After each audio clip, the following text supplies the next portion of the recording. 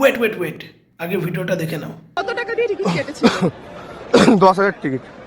কি দেখলেন আর কি দেখতে পেলেন? মেসির মুখ দেখতে পাইনি, মুখটা দেখাবে না, মেসির মুখটা মেসিকে দেখায়নি, আমাদের নেতা মন্ত্রীদের মুখ দেখিয়েছে যাতে 12 মাস আমরা দেখি। মানে সত্যিই তো, যাকে দেখতে গেছে তাকে না দেখিয়ে যাদের কেউ দেখতেই চায় না তাদের ছবি দেখানো হয়, তাহলে রাগ তো হবেই। ভাই আমি এখানে সব দোষ দেবো অডিয়েন্সের, কারণ তারা কলকাতার ম্যানেজমেন্ট সিস্টেম উপর ভরসা করে গেছে।